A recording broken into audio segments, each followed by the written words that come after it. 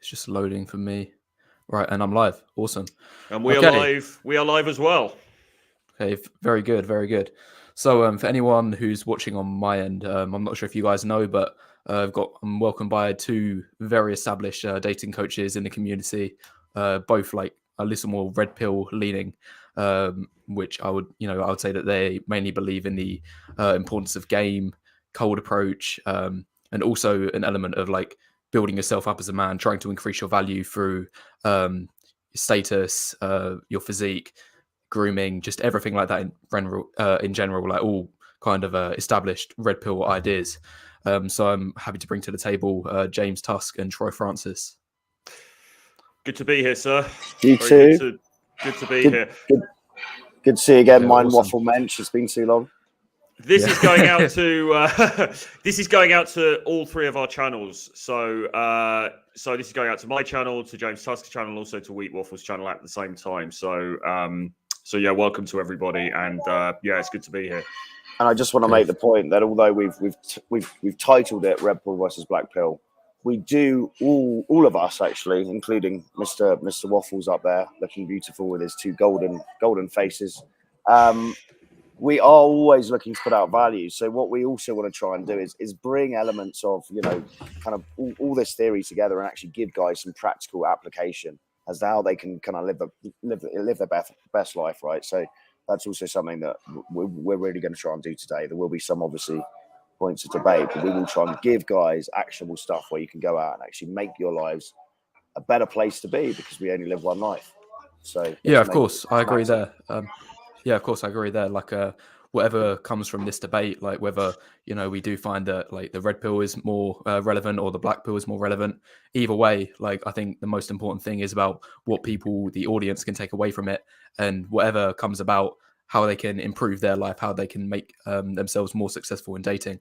I think that's a given, no matter anything. And to avoid wasting like the audience's time, I think it's best to just getting to the debate. But I just want to point out one more thing. This is the first time since the start of my channel that I've had a debate where I have been against two people, not just one. So I think it's a fair thing for me to just put out there. I think it's fair if like the amount of time I have for talking on the floor is the same amount as you two combined. So then there's an equal amount of talking points between my side, the black pill, and your side, the red pill. Yes, absolutely. That's absolutely fine. Agreed. I'm just realizing, actually, that it looks like, as I thought, that the comments, I'm not getting the comments on our side here that are coming through on your channel. So just to bear that in mind. So obviously, any comments that you think are relevant, please read them out so we can discuss them. Of course. Yeah, of course. I'll read any. If I'm honest, I don't really look at the comments too much. Fine. Like the occasional super chat here and there. But if I do see some comment that catches my eye, then I'll definitely bring it up. Cool. Good stuff. Okay, awesome. So I'm happy to get started. So the first thing that I want to talk about, bearing in mind that the topic of today's debate is like focused around cold approach, I just want to bring up this poll that I had on my channel. This was published on my channel a couple weeks ago. 15,000 people voted, and obviously there is going to be some element of bias. Like people who are watching my channel are going to be more leaning over to the black pill, of course. But as you can see, 47% of people who follow my channel don't even think cold approach is a viable option. They think it's pathetic. And to like niche down into like your sort of industry, I know you two guys are focused more on like the day game sort of aspect of cold approach. Just 15% said that was the superior option for cold approach, and most people were focused more on like nightclubs. They said that is a better form of cold approach, and then obviously the bar/pub, I guess that would be night game tied with nightclubs as well. That came in fourth. So do you have any initial thoughts to say about that? Like how can you say that cold approach, like you're advocating for cold approach on your channel, how can you say that is a viable thing to promote, bearing in mind the majority of people nearly the majority of people on my channel say that it's not even a viable option? Yeah, I mean, well, first of all, congratulations for getting 15,000 votes. I don't think me and Troy combined have ever had 15,000 views on a video. I don't. You're the rise, the reigning champion, the rising star. Because I remember when I first had a chat with you. You know, your sub count was low, and obviously it's rocketing. So you know, first and foremost, well done on that. You're doing something right. I think I don't know what the age of your viewers are, but I'd imagine they're slightly younger, right? If they're kind of more night game focused. The age demographic of my viewers, I can't remember off the exact top of my head, but I know that it is quite young. Like the majority, I believe, are like I think the average is about 24 years old. So the 24. majority of guys watching my channel are going to be, you know, in the like 18 to 25-year-old demographic. There's not many people that watch my channel who are in their 30s or even 40s. Yeah, at that age, I would probably say that if I was doing this again, my focus would be on just charging around, going crazy in nightclubs. yes. That's because it's more fun, it's more sociable. You're at that age. Cold approach, I think, for younger guys, is less viable because I think as you get older, you become more valuable. So I think that kind of mid late 30s range is when you're going to max the cold approach out, the day game stuff.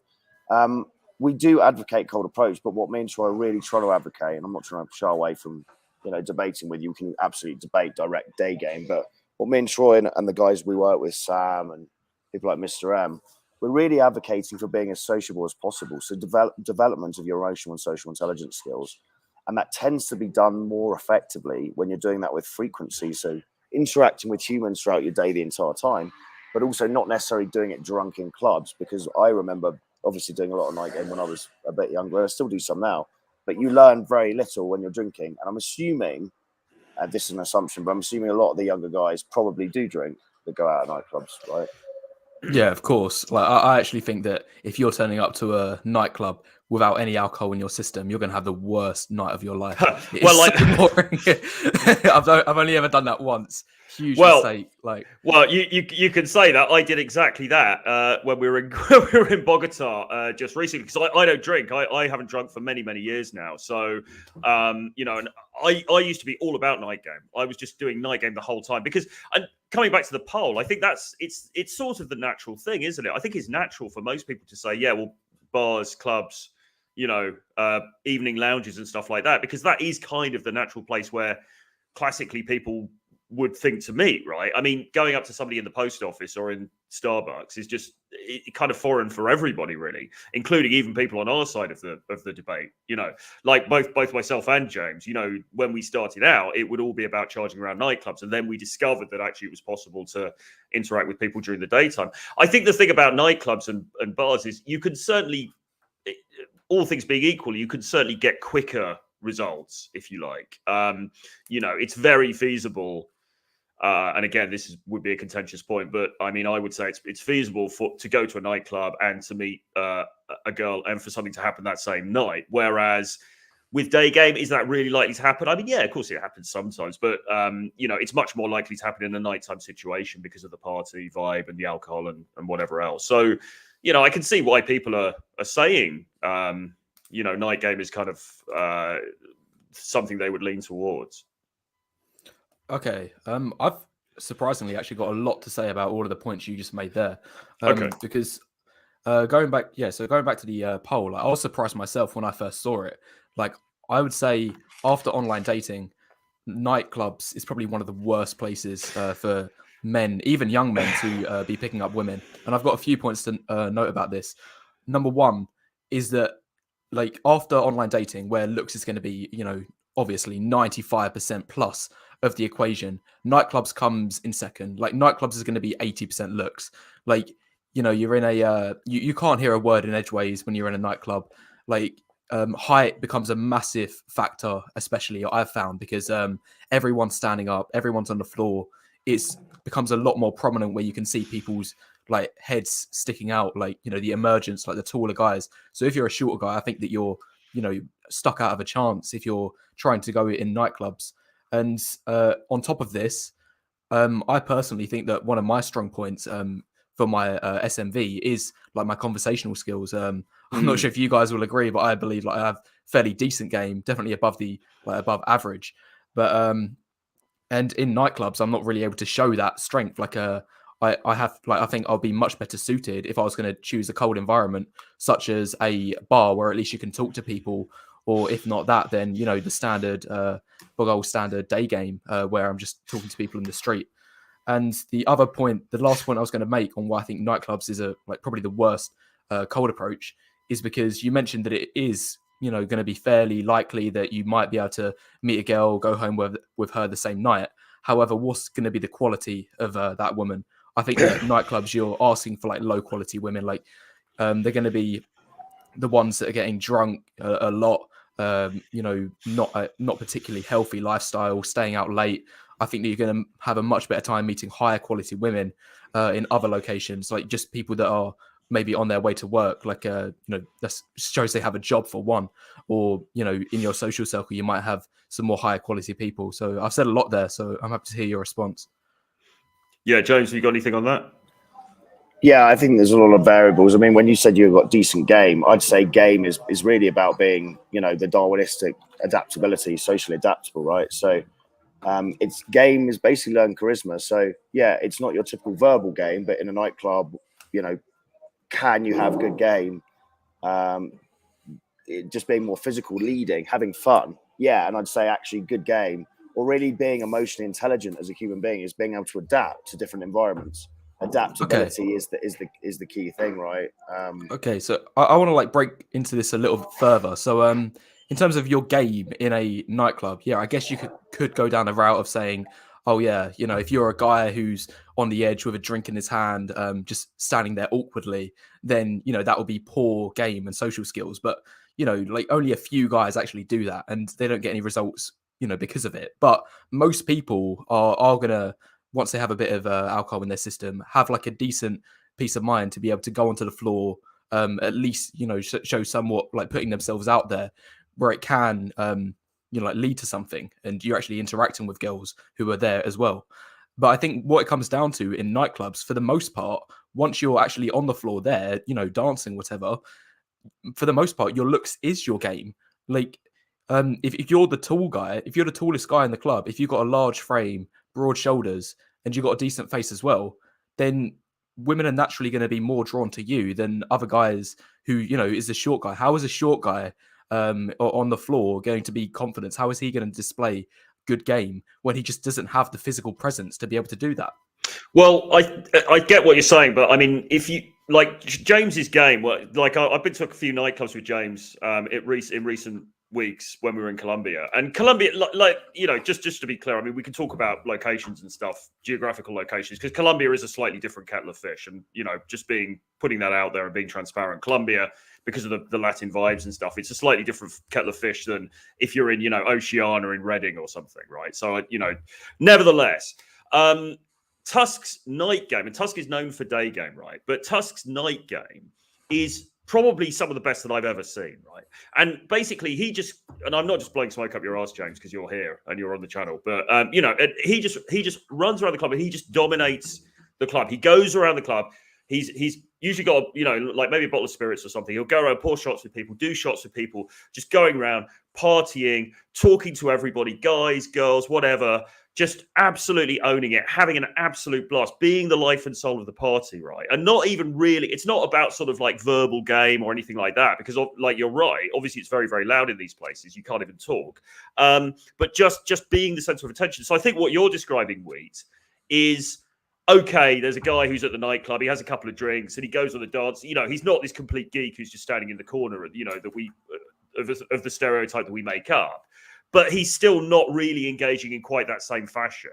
He goes onto the dance floor and he has a little bit of a dance and he hopes that Susie from accounts is going to look at him and stuff like that. But he's not really going out there and owning it.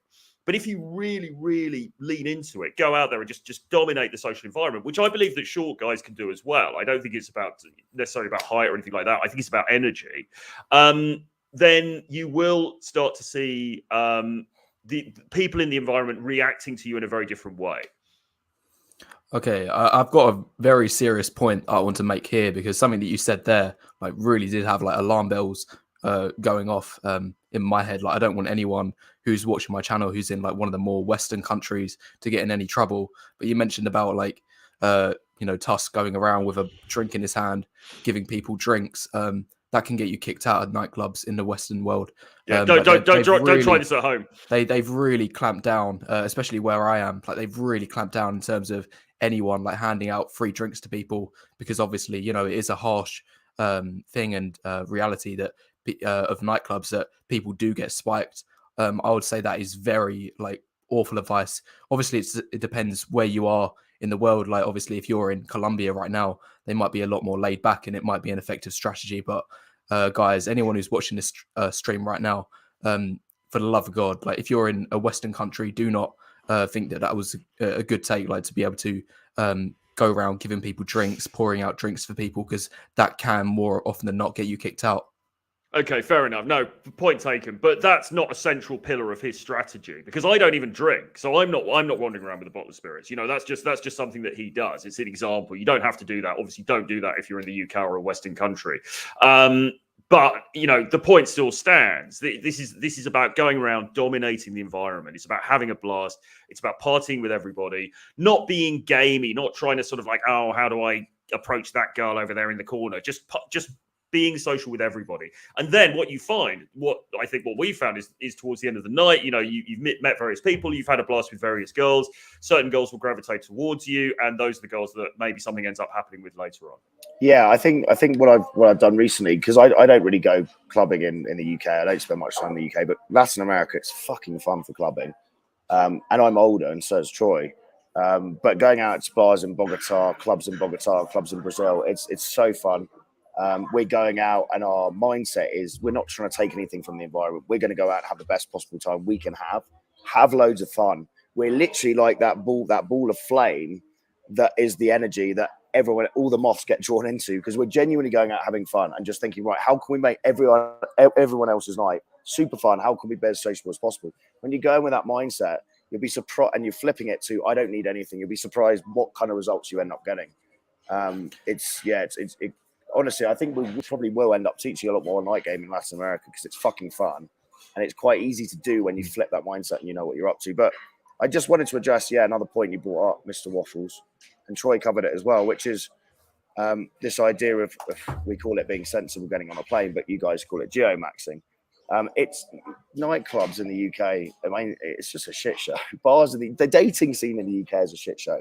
So if guys are getting on planes and going to clubs and bars in other countries, which again, post-corona world, post-COVID world, I don't see how it isn't actually a viable thing to be able to do. You're going to have a completely different experience, as Troy said, to if you go down to your local Yates and you're doing shots of Jaeger and there's some fat like grilfs dancing around. So I think that's just another key point to make is absolutely try and get on a plane. And the environments vary as well. Just saying night game is a general thing, it's quite obscure, isn't it? Because you can have very high energy clubs like me and Troy went to, which is basically this crazy anything goes kind of club. Or you can have kind of high end cocktail bars. And then the clients we have are going to be better suited to different environments as well. We were out with a 50-year-old multimillionaire. We took him out to kind of a young club with a young student who's 21, Aussie guy. Obviously the Aussie guy did really well there. The older guy didn't do well at all.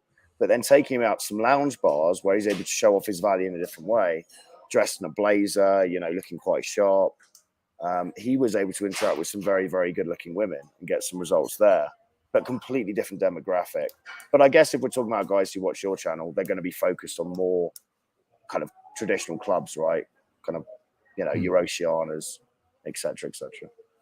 The point you mentioned about the other gentleman who wears the blazer and goes to the like higher end clubs. You was kind of going down the same path that I was just about to mention then, because Troy earlier in the discussion mentioned that like you Tusk are like kill it in the nightclub environment. Like your nightclub is your night game, is one of the best that Troy's ever seen. However, like I was going to mention earlier, like would that not be attributed quite significantly to the fact that you're a tall guy. I believe you're 6 foot or 6'1". I can't remember exactly, but you're one of those, and you do have a large frame as well. and again, like, as Troy said earlier, that's not blowing smoke up your ass, but I don't think you can really ignore those factors. The fact that you've able to have a lot of success in the nightclub environments. I think that those factors of like your size, your frame, your height are all entirely relevant. Yeah, I wouldn't disagree. I think if you're taller and you're good looking and you look sharp, I'd agree. I think nightclubs, secondary to online game, are very looks focused. So I think absolutely, guys watching this, you should be maxing out how you look. You should go to a fashion guy. You should get some decent threads. You should have a decent haircut. You should have, get rid of any acne. Just basic, like, make yourself look as good as possible. Because I completely agree. In a nightclub environment, it is superficial. People are drinking. People are maybe looking up, to hook up with people quite quickly. So yeah, absolutely, looks is a far bigger factor. Nevertheless, I would say that I still believe fundamentally it comes down. Well, not it totally comes down to, but I believe a lot of it is about energy. And I'll just get accused of being anecdotal here and just it's an outlier. But I've certainly met other people other than Tusk who've brought the energy to nightclub situations and done very well, including shorter guys and guys who are maybe less classically, good looking. Now, again, people are going to say that's anecdotal, whatever, fine. But I mean, that's my experience, okay? And I think it's about the energy that you bring. I agree. I mean, yeah, sure, Tusk does have those advantages. But also, if he wasn't bringing that same energy, would he be getting the same results? I don't think so. No, because I was the dude standing in the university clubs in the corner, not pulling a fucking muscle. Yes. So I was that guy, not bringing the energy, not having fun, nervous, anxious, blah, blah, blah, with basically exactly the same. I mean, I've got age on my side, which that's another debate because I know Waffles thinks men peak younger, whereas I'm saying they peak older. But yeah, essentially, if you're saying, Mr. Waffles, I was, 20, 21, 22, which is the peak age for a guy, right, looks wise, I wasn't pulling a muscle in the clubs. And now, it's a very different scenario. I did highlight that earlier, though, that like for the most part, I believe there are like two types of guys in the club in terms of their energy. Like you always get the guys, like it's a small handful, maybe like 10%, who are literally just loitered around the outside, drinking one hand. Maybe they're on their phone, like they've lost their mates or something, and then they're just standing there awkwardly for the rest of the night. Like unless some guy is like a proper like 8+ Chad who's tall, I don't think he's going to be getting any attention. Like he might get, unless like a guy is a top like Chad, then he might get the occasional woman just approaching him just because she sees like him on the side, thinks that he's attractive anyway. That might happen, but for the most part, if you are one of those awkward guys just standing there on the side, you're not going to have any results. Like I think that's a given. But for the most part, most guys, like 90% of guys, are going to be giving it a go. They are going to be, on the floor, trying to like at least direct women in their attention. They're going to have be drunk. Like they're going to at least have some positive energy. So I think it's just the argument that you're making about your energy like is a big factor. Like it only that can only cause detriment for like a few guys like who are the 10% who are just loitered around the outside, not really giving it a proper go. But I think with respect, I think there are degrees of energy. And I was saying to John MLD, who was actually, and I know maybe has his detractors on your channel, but he was out with us for a little while in Bogota. And I was saying to him, like, Tusk is like a force of nature. Tusk goes in there and completely owns it. And I think, to give myself props as well a little bit, I think even though I'm a more mature man and, a more mature in age, not mature in mentality, more mature gentleman, and I don't even drink anymore or anything like that. I think I was really bringing the party as well a couple of those nights and really raging. And there are degrees of energy. Yes, I'm not saying that all there's this huge number of guys who are just standing on the sidelines doing nothing and, with their sort of hands behind their sides like this. Guys are going out there and they're being social and stuff like that, but are they really bringing it? And I think in most cases they're probably not to the degree that we were, and that is why they're probably not getting the same sorts of results. Well, I've never kept a huge eye out on what other guys are doing in the club, but I've never seen anyone bringing this amount of energy into a nightclub as you guys are saying that it happens. I'm not really paying attention to those sort of guys, but if they are there, or maybe I was going to touch on this point earlier, maybe it is a locational thing as well, because I think if a guy in a UK club is charging around Like in fact, I've actually remember a few occasions where in UK clubs it can be so busy that if you are like trying to barge through like the club, the floor can be so tightly packed that whenever people try to like just push through or whatever, people just give them dirty looks and they actually get frustrated at those people. They don't want them to be charging around. Like most people kind of just stay in their one place with their the group that they turned up with. Yeah. What I would say is you should be looking at the people who are owning the club environment if you want to get better at night game, because there is. If I'm honest, the majority of people that I've seen actually, you know, making out with girls in the nightclub have just been the stereotypical tall, good-looking. I think the height thing really comes strongly in a nightclub, and I've talked about this in one of my videos. That because in a nightclub you've got a few elements which detract some of the attention away from your face. So even if you're like a subpar-looking guy, but you're tall, you can still be really successful in a nightclub because number one, most of the women are drunk. So you know how like I've said this from myself as well that you know most guys they'll be able to tell if a woman is slim or not if she's overweight. Like you can tell that even if you're you know pissed out of your head, you can tell if a woman's in good shape, but you won't necessarily be able to tell if she's attractive in the face or not, like especially behind all of the makeup. And secondly, going back to the guys who are tall in the club, everyone's standing up, so your height becomes much more of a big factor. And I've heard a few anecdotes from other channels who kind of agree with me on the you know black pill points that shorter guys, when they've been in like a bar setting and they've been decently above average looking in the face, they've actually been able to be quite successful there. But as soon as they stand up, or like say if they get up to go to the toilet, the woman will see how short the guy is, and as soon as he comes back, then the dynamic completely changes, and then she's thinking, oh, you know, he's not as attractive as I first thought he was because his overall point, you know, a lot of points have been knocked off because he's short. When we talk about university clubs, generally speaking, here. Yeah, from my perspective, I'm generally talking about university clubs, bars, everything like that. So Right. like, I was going to speak about this. You know, most of the anecdotes that you're talking about come from all over the world. Like I can't speak for how it's like in you know where you are now, Colombia, and you've been all over the world. Like I can't speak what it's like in all of these other countries, but I definitely can speak for the guys who watch my channel who are in university right now, and a lot of them they're either in university or they're still young and they're still you know in the West, and they're you know like facing what I'm experiencing now too. I'd say yeah, from having experience charging around the globe for a few years now and doing night game elsewhere, get the hell out of the UK. It's one of the worst countries possible to go out and date, and as an extension of that, go to nightclubs. It's just a shit show. I'm just yeah, I can't say anymore. Get on a plane, use your student loan, and get on a plane. I do think that no, he's right. I mean, the dating scene in the UK and probably America and Canada and the Australia as well. You know, all of the Anglosphere is pretty screwed, and certainly we're all British, so certainly the UK. We all know the UK. I mean, if you're in a nightclub in bloody Hull, it's just. Well, actually, Hull might be all right. I don't know. Tinder claims it's full of supermodels, but Tinder is a business, so it might be wrong.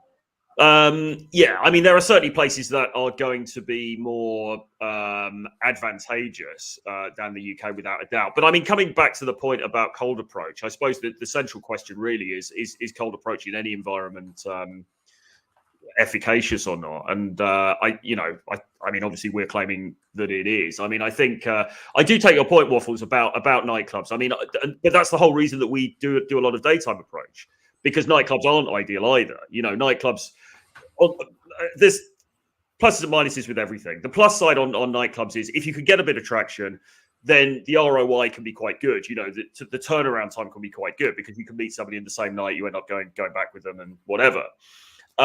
Whereas day game, the ROI is, you know, is maybe not as good as that, and the process may take a little bit longer because normally you'll meet for a day to the later stage and everything else. But you know, but that's the reason that we have to, you know, spend a lot of time doing daytime approach and teaching daytime approach, so that you don't have to be in those nightclub environments if you don't want to be, because a lot of people don't want to be. including us most of the time, and people, like the 50-year-old client that James was talking about, and so on. Don't want to be in nightclubs, and that's why being able to approach in the daytime in the street or in a coffee shop is a great thing to be able to do. Maybe let's shift the point of debate to the title. Is cold approach dead? And if so, what are the other options, do you think, Mr. Waffles? Yeah, I'm happy to move on to that part of the debate, but I was just going to say like a couple more points just while we're on the nightclub situation, and then we'll move straight over to the topic at hand of the title of the video. So obviously for nightclubs, you're always going to have like positives and negatives for this environment, and the same goes for anything.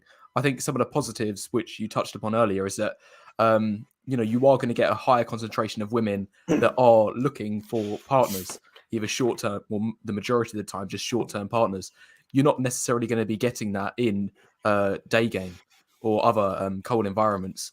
And secondly, why I think nightclubs can be quite effective is that this concept that I've spoken a lot about on my channel, the poisoning of the well effect, is pretty much nullified in a nightclub. Like you can hammer 10, 15, 20, 25 approaches in one night, and the other women aren't really going to know about it.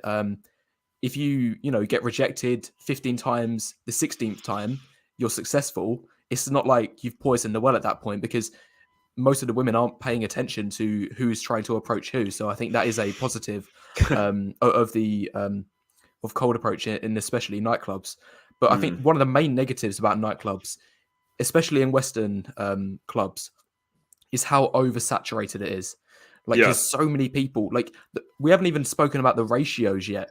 The ratios between men and women in nightclubs is abysmal. Like I'm talking at least 3-1, like just based off my experience. Like I've never stood there in the middle of the room trying to count heads, how many men are there, how many women are there. But I'd say as a minimum in most clubs where you go, it's going to be 3-1.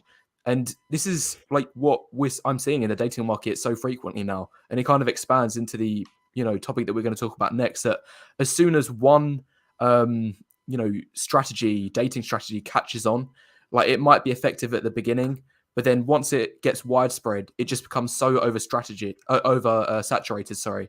Like I think this whole dating situation of men trying to get the woman, it's always been a game of cat and mouse. Like since the beginning of time, it's been a game of cat and mouse, and the women are always going to be one step ahead. So even if, like, let's say that nightclubs were good 30 years ago, they're just way too oversaturated right now. Everyone is like, trying to go in nightclubs, and that's why the ratio is so bad. And, day game, I remember watching a few of your videos, Tusk, a few years ago when I was, a little more red pill leaning, and not many people were doing day game. It wasn't really a hugely known about concept, but I think I remember seeing a couple other channels who have made the point before that I'm literally about to make, is that so many more people are doing day game in particular. I could see that comment on the screen as well. Spreadsheets are least of your concerns. I'll be having like a video camera, I'll have a microphone, I'll be recording all of my approaches and everything.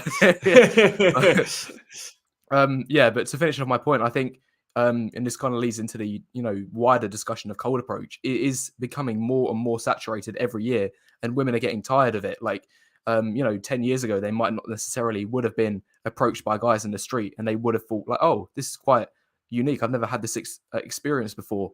But now so many more guys are like jumping into it, so many more guys are frustrated, so they're going down this route of day game cold approach. But women are getting tired of men hitting on them in, of all places, the street, when they're trying to get on with their life, going to work, or just their daily business.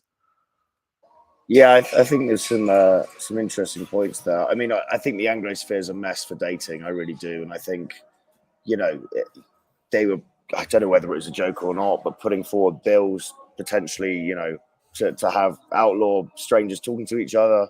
I mean, it's a very toxic climate, and I highly, highly recommend that guys really have a real think, if you're from the UK, about just getting the hell out. And this isn't some like, I hate the UK thing, but I'm just talking about purely from a dating perspective. You can punch well above your proverbial weight elsewhere around the world. You earn in pounds. It seems to be cool to be from London, but the London dating season has some nightclubs in London are, I agree with you, some of the worst ratios I've ever seen, and most of the women aren't attractive. Again, we're making generalizations here. I'd say, that if anything, I wouldn't say cold approach was oversaturated, because I think social skills are on the decline. We live in the instantaneous gratification of the smartphone generation, right? I'd say people are glued to their fucking phones. So if anything, I'd say online dating was more oversaturated than cold approach. I'd say, seeing guys actually effectively cold approach, I mean, I barely ever see it. Sorry, I was just about to chip in there, and then I'll let Troy, if you want to respond afterwards. The point you made at the end about technology and the media making social skills less applicable, and I guess that kind of ties in with cold approach too. I think that actually works in a negative for cold approach, because I remember seeing some guys talking about on some forum a couple of days ago how they used to be quite successful by approaching women, like either in supermarkets or in the gym, but nowadays, like, they've all got their AirPods in, their headphones on, they're looking at their phone. They don't want any external attention from men. Like, it's becoming harder. Like, so, 20 years ago, when none of this technology was available, a woman could be walking down the street and it might have been easier to approach her. But now, are you really going to interrupt her, make her take off her headphones?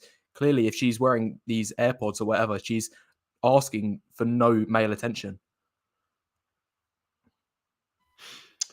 Well, that is, I mean, that is an obstacle that you cannot try to overcome or not overcome. I mean, if somebody is on their phone or wearing headphones or even having a phone conversation, is it impossible to approach them under all circumstances? No, it's not. I mean, we've both approached girls many times who are, maybe on the phone or something like that, and just sort of politely sort of signal to them, can you put down the call, because I just want to have a quick chat. We just wanted to meet you, and it's gone absolutely fine. So it's like anything. It's not 100% impossible. It's definitely something you can do. Are you going to be successful in all instances? No, obviously not. I think, are the streets saturated with people doing day game? I don't believe that they are. I mean, if you go to Oxford Street in London, which is supposed to be the epicenter of all of this stuff, and I mean, there are a lot of guys in London who do day game, do daytime approach, go there on a Saturday, walk down Oxford Street. If you're lucky, you might see 5 or 6 guys doing it. There's probably 15, 20 guys doing it in London in a population of 10 million. I mean, I don't think it's saturated in terms of cold approach. In fact, I think if anything, and I think James just said this point, if anything, cold approach is more unusual in a world where digital communication is the main way that we meet. And whenever, I've noticed with Black Pill conversations about this, whenever it's discussed, how do people meet these days? And forgive me if I'm wrong, but the sense I get, the Black Pill take on this is, well, everyone meets online these days, and that is the general mindset. The general mindset of the population is, well, people meet online. This is how people get together in this day and age.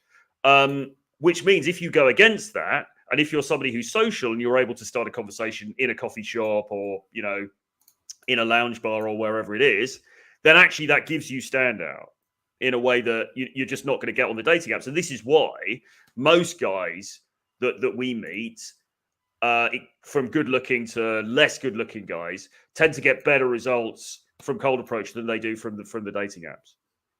Well, I've just brought some data up on my screen now. I'm not sure if you'll be able to see it on your end, but no, yeah. So it was No, just another the topic about. We're going to get blown out of the water with facts now, for God's sake. Yeah, no. So just like on the topic about, is cold approach getting oversaturated now? So the data states for the whole period between the 1980s to 2000. In even fact the mid 2000s, so up until about 2005, the number of people meeting through cold approach was about 17, 18, 19%, hovering in that range. That's gone up to 27%, and it's actually increasing more. But what's even more shocking from this graph, the data that I have on my screen, is that the explosion of online dating is even more pronounced. So that's going up even further.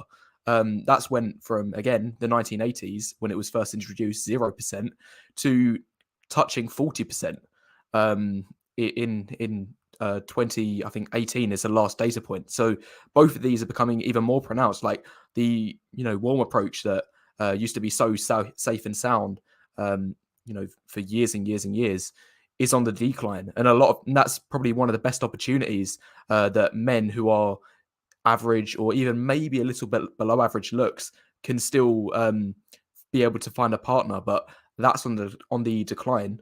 Meanwhile, cold approach and online approach are becoming on the upswing, and so just quite simply leading on from that, looks is becoming a more important factor because I think we can both agree that online is dominated by looks. Looks is the most important factor there, and also in a cold approach, looks is going to be more important than it would have been in a warm approach.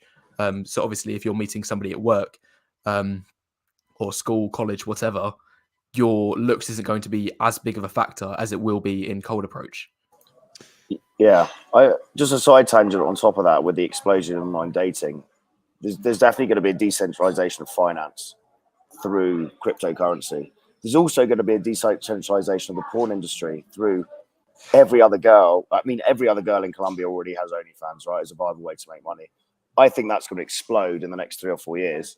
Every other man and his dog's going to have an OnlyFans. So how is that going to play in? How do the looks and how does that going to play into the dating market, in your opinion, Wheat Waffles, in that online? If anything, I think it exacerbates it even more because, if you're saying that women are able to generate money through, these websites like OnlyFans, then they don't need to rely on men anymore to provide them resources. Like money is becoming less of an important factor because of that.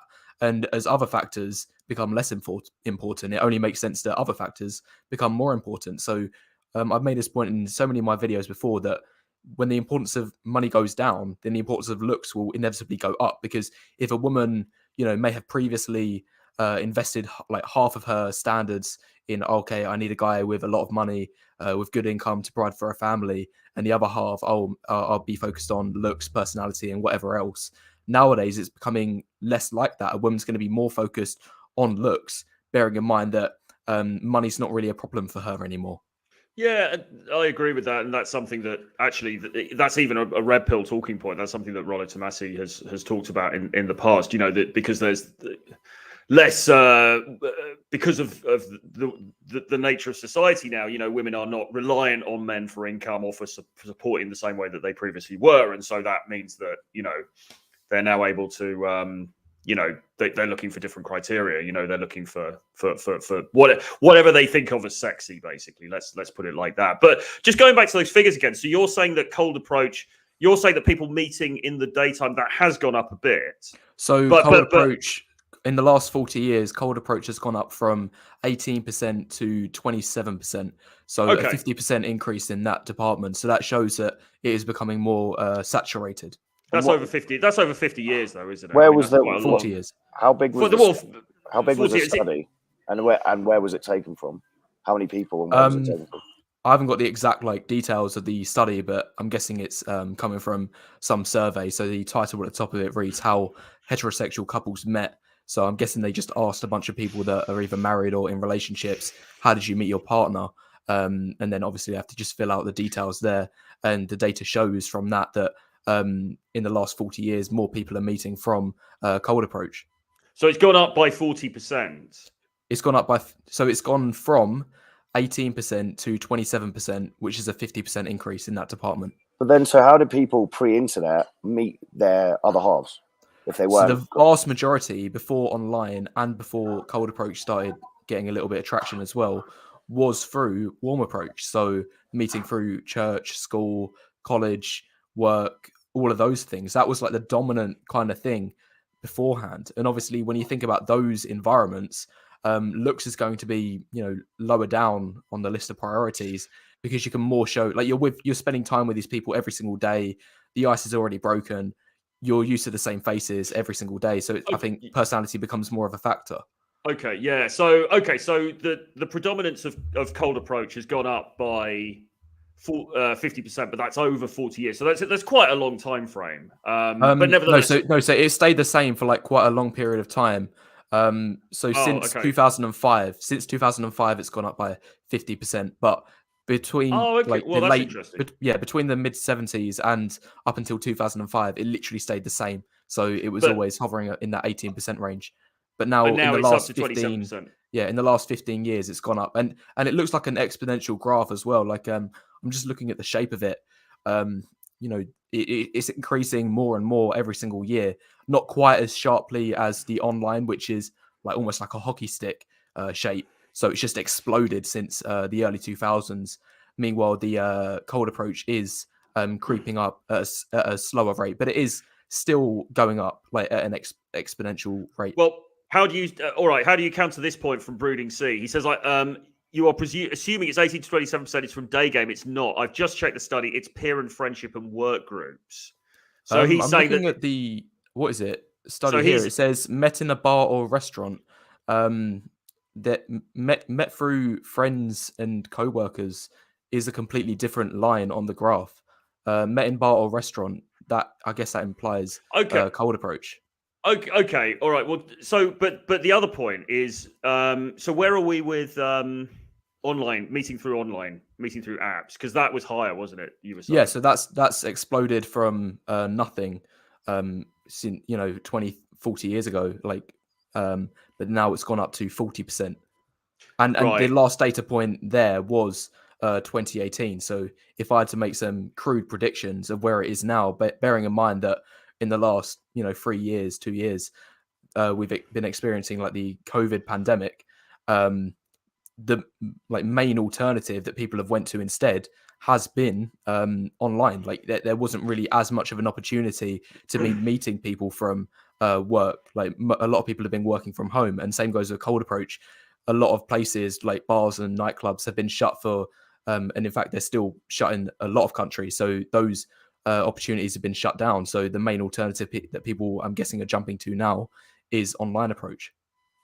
Yeah, but I mean, so we're saying that online approach is significantly more saturated than. There's still a gap, isn't there? There's still a gap online where is way oversaturated. Yeah, so we can probably agree on that to some extent, because I think, and this is why we always say, like, online is, for most guys, online's not very good, really. I mean, for most dudes, even, I mean, Tusk has probably gone to the toilet or something, but I mean, he's often talked about how he never got particularly great results, or doesn't get particularly great results from dating apps. I don't get particularly great results from dating apps, and most guys I know, to be honest, don't get fantastic results from dating apps, and they pretty much always say, when I do in real life approaches, I get better results. So we can sort of agree that dating apps are a bit screwed. They're not the best way forward. I mean, the way you're presenting it, it's almost like you're saying, well, dating apps are getting oversaturated, but cold approach is also going to get saturated as well. Would that be is that kind of what you're saying? This is like the point. Yeah, this is the point that like I'm trying to get to. But there is still that gap, though. There is still that gap. Yeah, there is that gap. But like this is what I was talking about earlier. That like it's a game of cat and mouse, and like you see this in so many different concepts, not just dating, but like money is a big one. Like in the last 10 years, how many crazes have there been? And if you get in early before it gets oversaturated, then you're able to like make a lot of money from it. Like think about crypto. Think about that drop shipping like thing. If you were one of the first people to do it, then it's good. But then inevitably these systems become oversaturated. The ROI goes down significantly, and that's what we're seeing in the dating sphere as well. Like online dating is already is oversaturated, and it looks like cold approach is heading in that direction as well. I mean, if you're a guy who's getting on a plane and you're traveling around the world, going to different countries, and you're cold approaching consistently, we're talking 20, 30 approaches a week, you're not, and you know what you're doing, and you're always getting better, and you're developing your value across the rest of your areas, your finances, your fitness, your grooming, your fashion, your learning languages, you're living an interesting reality. Cold approach, i.e. being social, i.e. speaking to women that you don't know you find attractive, will not work in our lifetimes and for hundreds of years to come. And I'm living testament to that, and all the guys I travel with are living testament to that. Okay, this point is going to sound like quite a few years into the future, but I think that your main way of meeting women, moving abroad, and then doing the same old cold approach, that is like pointing in the direction of oversaturation. Because when you think about, like, I'll put it this way: so people will jump on But online what dating evidence do you apps, have for that? and the graph that I showed earlier that but you've never cold approached. You've never traveled the world. What realistic, actual first nearly perspective evidence? Nearly every content creator I've seen online that has said that online dating has got significantly worse in the last I'm talking about 10 cold years. approach. Yeah, of course. No, but I'm getting to that. So the fact that this is like my point. So people start off on online dating, and then they realize that avenue doesn't work. It gets oversaturated. So then where do those guys go? They go to cold approach. And then sooner or later, that's going to get oversaturated. So then what does everyone do? They discover your channels and they all jump on the bandwagon of moving abroad. And then these environments get oversaturated. So like, this is, what my point has been from the start, that inevitably, like, it's a game of cat and mouse, and all of these environments will like get oversaturated sooner or later. I just don't really buy it, because I mean the truth of the matter is most guys just aren't really taking that much action. I mean, and we train a lot of guys. Guys will come to us for coaching and to do boot camps and stuff like that. And some of them, they will pick up the skill set and they'll run with it, and it will become integral to their daily life, which is what you want. It shouldn't be about, I'm going to the mall to do some approaching. It should be just something that you do as part of your day-to-day life. But most guys don't. Most guys pick up this stuff. They do a couple of approaches, get blown out, and then give up. I don't see these. I just don't see these huge armies of guys going out doing day game. As James always says, 20 or 30 times a week. I just don't see it, and I also don't see. There will probably be an increasing trickle of people leaving the West and moving to places like Colombia and maybe Ukraine and stuff like that. But I don't see it becoming this huge avalanche of people. I just don't think that's going to happen. I mean, most people are set in their ways. They don't really want to take action. They don't really want to get out of their armchair and go and, travel to another country and, and do anything. They just want to kind of sit around and sort of complain. Most people don't have the wherewithal to do it. They don't want to do it because they've got other commitments, work and stuff like that, or they're just, or some other reason, But I just don't see this huge. Like you're almost presenting this dystopian future where there's going to be this army of these guys who are just day gaming the whole time, traveling the world, and it's just not going to happen. I hope it does. That's what we're trying to do. Well, we'll be dead by then anyway, so it's all good. But okay. I mean, I'll be dead by next week. Well, maybe the end of the stream. Or I might be living in Medellin.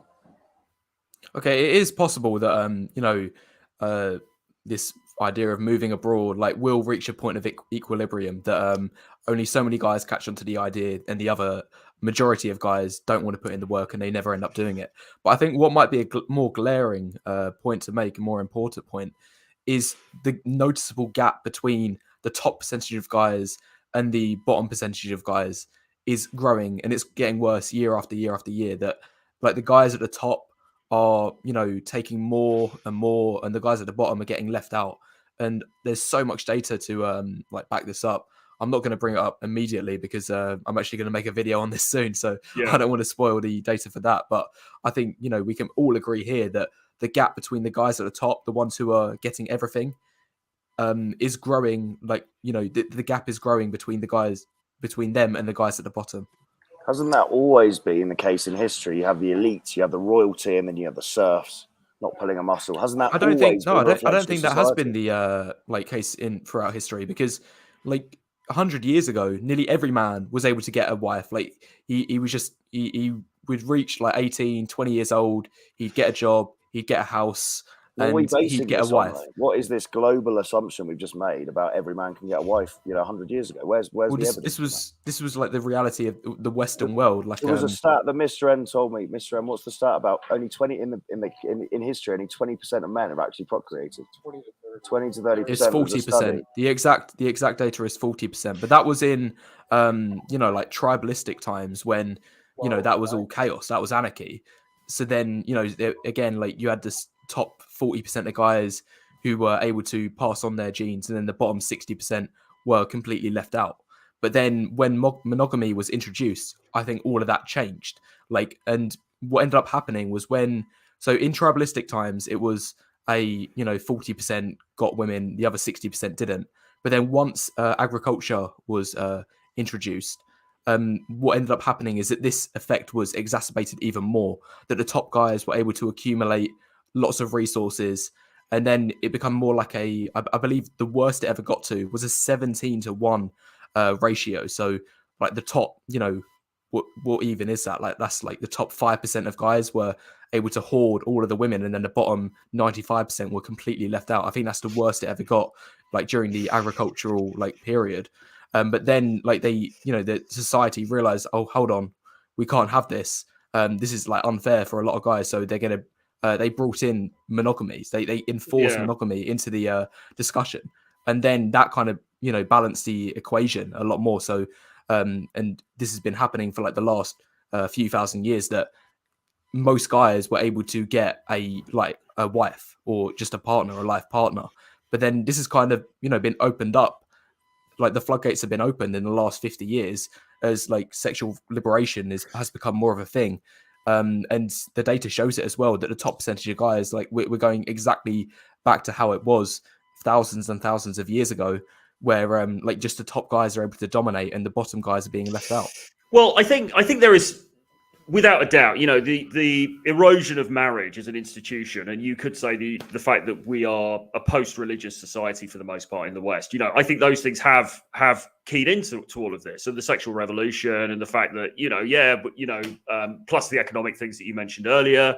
Women obviously, quite rightly, earning their own living, they're not reliant on men economically. I think all of these things, yes, without a doubt, this has come to create this sort of sexual marketplace that we now have, which is, and James has said this, a cruel mistress. And I think we can all kind of agree on that point. But what is the alternative? What is the solution to this? Because you're almost getting misty-eyed, Waffles, about the good old days when it was sort of legally and socially enforced, and it was one man for one woman, and the church would frown on it if the woman walked out, and she'd be like, put on the ducking stool and burned as a witch or something.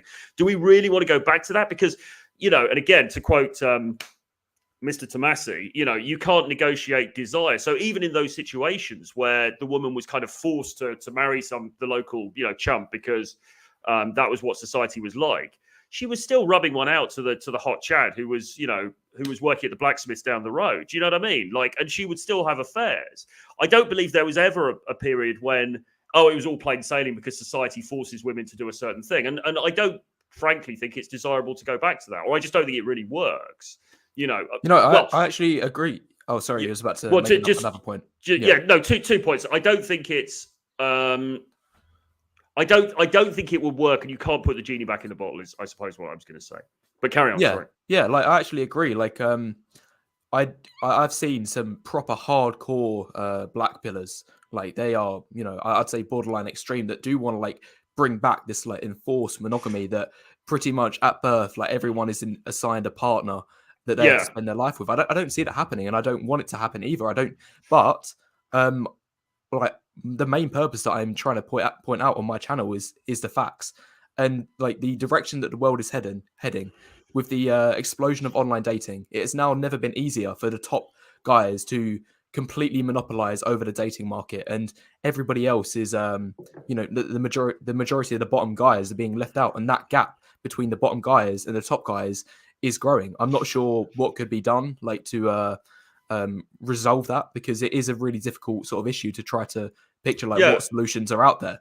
How can you make sure that everyone's happy, that the bottom guys are still able to get their desires met without any sort of mass scale enforcement and authoritarianism coming in.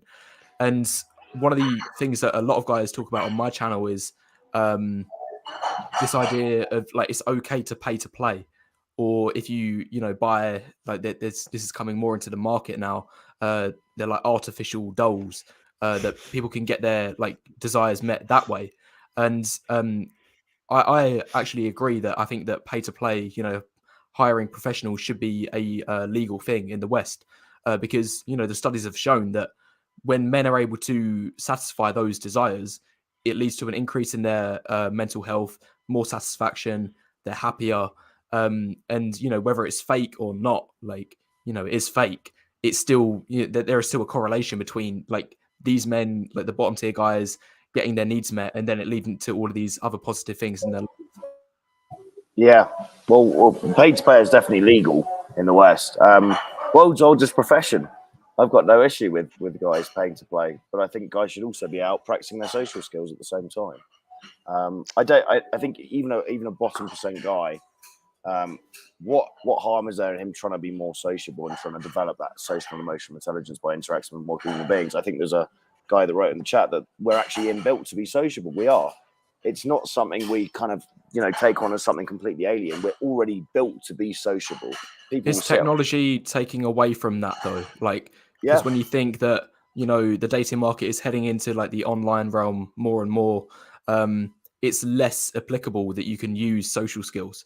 And the second point I was going to make is that I think it's widely adopted, like it's just a given that people both from the black pill and the red pill side believe that social skills is something that everyone can sort of improve, that no matter who you are, you're able to just after enough repetitions you can be quite socially calibrated and you can learn decent social skills. But I think, if I'm honest, like the guys that I've known since I was really young that have always been awkward, none of them have really improved. They're all still just not with it. None of them are on the ball. Like, they don't have good social skills. I rarely see, if ever, a guy who's actually able to have built his social skills up as a man. Like, so maybe that does imply that there is like a bit of a genetic factor in that. Well, I don't know. I mean, my social skills were incredibly bad when I was younger. I mean, I've told stories on my channel. I mean, I was effectively black pill when I was younger, really, because I had really bad acne. Yeah, I mean, I had really bad acne. I wasn't pulling a muscle, certainly at school, all through my teenage years until like really basically the age of 20. And I went through some very dark phases with all of that kind of stuff, as we all do. And I thought, well, it's because of the way that I look, because Rebecca in geography classes rejected me, so therefore every other woman's likely going to think the same, because they've all got the same basic standards, and if I don't meet the requirements, then that's it. There's that I'm going to be loveless for forever, kind of thing. I really very much had that mindset. Although I have to say, I self-dramatized it a bit. I amped it up a bit because I quite enjoyed wallowing in it a little bit. That's the guilty secret. And I do sometimes suspect, with respect, that some black pill people that kind of enjoy like the feeling of, oh, I'm just I'm so unique and special and different because I'm never going to find love and it's so tragic. So I did buy into that a little bit, because there were other girls that, who I came into contact with who did like me, and I sort of rejected them because I had one itis for the pretty girl in the class. But anyway, So yeah, I mean, I very much came from that background, but my social skills were incredibly bad. I mean, I've told a story on my channel a few times where I went to a weekend at Oxford University because I was seen as being like a candidate to go to Oxford, which I never ended up doing because I messed got on the old source and messed it up. But I was seen to be a candidate for Oxford, so I went for a weekend to this thing where you get a sense of what it would be like to go there. And on the Friday, we had the induction, and then everyone went out on the Friday evening. I didn't speak to anybody. I went for a walk around town and went back to my room. Next morning, I go down to the breakfast place. There's like long benches, everyone's sitting down for breakfast. I'm sitting down at a table on my own. Two girls come up, quite cute, sit down there. One of the girls turns to me and goes, did you have a good night last night? And I couldn't even have eye contact with her, and I couldn't even speak. I couldn't even bring myself to reply to her, and they just looked at me sort of expectantly for a moment, and then the girl said, "Oh, he can't speak," and then they just carried on talking between themselves, and I just walked away crushed with my tail between my legs. That was where I came from. That was the level of social skills that I came from. Now, you could say maybe my social skills are world class now, but do you know what I mean? I pulled myself out of that gutter, so that now I can be effective in social situations, and I can be, socially dominant in social situations. So I believe that people can change. Can everyone change? I don't know the answer to that, but I think a lot of people can very, very much change. I've got to throw in this story about a university as well, which I love telling. It's just cringing but hilarious. And I was this is pre-cold approach. I got into cold approach when I was 27. Up till then, really poor social skills as well. I was a weird combination of a shy extrovert, so I love being around people. but my social skills were shit. I was the guy in the corner, like, hiding away. It's a very weird combination. Now I'm a relatively confident extrovert. But I was, there was a girl in history class. I'd been literally checking her out for about 2 months. You'd sit in that big lecture theatre at Nottingham Uni. You'd have some, old professor waffling away. No pun intended. And I was finally plucked up the courage to go and say hello to her.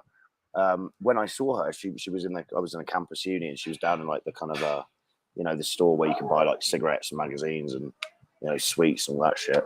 So I was like, fuck, it's her. And I think her name was Laura. And I saw she was I was going to go into the shop, and I saw she was there reading a magazine at the back, kind of facing away from the entrance. So I was like, shit, what do I say? What do I do? So I took a deep breath, and I was like, let's go for this. And I walked over to her, tapped her on the shoulder, and she turned around with kind of big eyes, like, kind of like, oh, I recognize you. And all I could say was, I've been watching you for 3 months. Yeah. And I've never seen someone run out so quickly. After that, she never went back to the lecture again. I think she was so scared she probably left university. But that was the point where I was like, fucking hell, I need to probably do something about this, I don't know what the original point was. I think when people like have it in them, like like I don't think anyone's born naturally just socially perfect, that they like know all of the tricks that are in the book, and that they just have all of the best social skills in the world. I can agree. I can relate to your like story as well, that a few years ago I was a bit more socially awkward, and I have like since improved then. Another point that I was going to ask you guys, like a lot of people who follow my channel bring this up, like in the comment section of my videos. What's your guys' opinion on what is it, social like reinforcement theory? That this idea that if you're like less attractive, if you're shorter, if you like have a worse face, then people give you less desirable treatment, and then that ends up having an impact on your social skills. Like a study that I actually believe there's an element of truth to this point that people make. Like I remember showing a study in one of my recent videos that shorter guys, I think it's twice as likely to get bullied when they was in school. And obviously, if you think that's going to have a massive impact on their self-esteem, their confidence, their ability to socialize. So I think it kind of does highlight this point that the more attractive you are, the better your social skills are going to be anyway, because there's this thing called the halo effect, which shows that people are more likely to be more accommodating of you. And then obviously that's going to give you more of an opportunity to build your social skills if you're given like these, the benefit of the doubt a lot more times, and you're just more socially accepted. So what's your guys' opinion on that, this idea of social reinforcement theory? Yeah, I think there's some truth in it, to be honest. I mean, I think that some people have a harder time than other people do. And yeah, if you're sort of small and you're, I don't know, maybe small and skinny and whatever, at school, you may have a harder time than the dude who's like the head of the rugby team. And then that may then have a knock-on effect in terms of your ability to sort of socialize, your confidence in terms of putting yourself out there. But does that mean that it's impossible for the guy who's had a tough background to overcome that? I don't think it does. No, he may have a harder job. He has a harder job, but I don't think it means that. And it's almost that success story, isn't it? You forge it from the flames. We were out with MLD recently in Colombia, and he's had a very tough upbringing. And the reason I believe he's successful now is because of that. Because you're just like, fuck this, Whereas if you've got that comfortable mediocrity, I'm not sure necessarily you're going to make the most of it. Yeah, there is like some truth to that. The other thing that I was going to throw out there as well, like it might it might well be a lot harder for the less attractive shorter guy to be able to develop social skills, but not necessarily impossible. However, I also believe that social skills isn't like an objective like measure. Like it's not an objective good that all guys can acquire and it will all like have the same like benefit to them, because I think what a good social skills for one guy could be completely different for another guy, and that again is dependent on your looks. Like take the example of like yourself, James. Like if you're running around like clubs with your head held high, like shoulders cocked back, being the real like alpha male in the club, then that's probably going to quite work well for you, because you look like you portray that sort of energy anyway. But like I couldn't think of anything more pathetic than if some short manlet, some bald guy, was in a bar like thinking that he was the cat's bollocks when his looks just portray the opposite of that. I think that confidence doesn't come just from confidence. Confidence comes from competence. You can't just, think you're the part and then learn to be the part and then you're actually the part. You have to be the part. You have to look the part and then you can be the part. Like you have to actually have built yourself up and have the frame, the height, the face, whatever's necessary in order to like portray whatever persona or level of confidence is necessary. I think the perception of yourself is super important though, because I didn't believe any of that. I had very low self-esteem, very shy. So it's how you see yourself as much as anything. And as Troy says, kind of that self-perception, that energy you bring to the table. If we're talking about a nightclub environment, I've seen guys owning it who aren't attractive, who are shorter. And again, it's anecdotal evidence, but it's how they see themselves as shit hot. And guess what? But I think some people will be looking at those same people in like delusion. They're going to be like, "Oh, who's this guy? Why is he piping up? He doesn't look the part. Like, he needs to be in his place, get in his place." Actually, women are attracted to it because confidence is a massive attraction trigger, right? And men are probably like, "Fuck, I want to be able to do that." So I saw a screenshot a couple of days ago of some woman's Tinder bio, and it read in the description in her bio. So many of you guys on here are nowhere near on the level to be saying, I'm looking for something casual. Like she said that, like isn't that, highlighting herself that a lot of guys are delusional.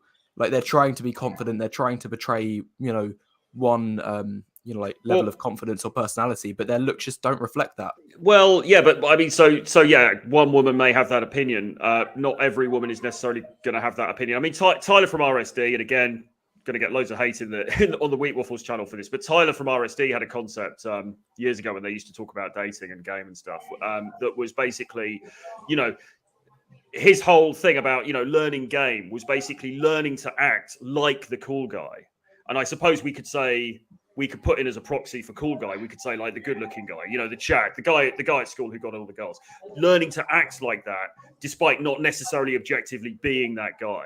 And portraying yourself like that in social situations. Now, you were saying just before, Weed, okay, well, what about a bald, skinny guy who acts like he's the boss and everything? How pathetic would that be?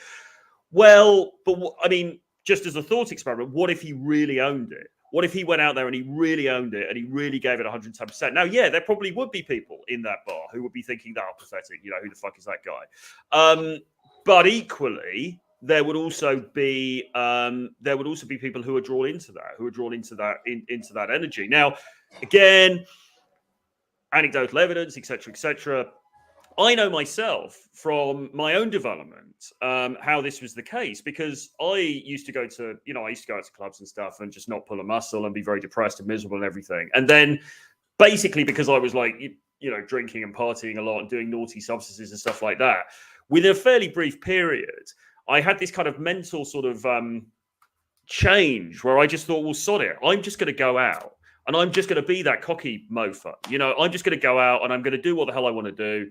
And if people don't like it, they don't like it. If girls think I'm an idiot, they think I'm an idiot. I just don't really care. I'm just going to go out there and just go for broke and see what happens.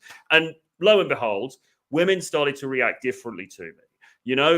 Women started to act, not every woman, of course, disclaimer, you're never going to get every woman, but, women would start to become intrigued. They would start to become interested in me. And that was basically, I was talking before about how as a teenager, I never got any, any action with girls or anything.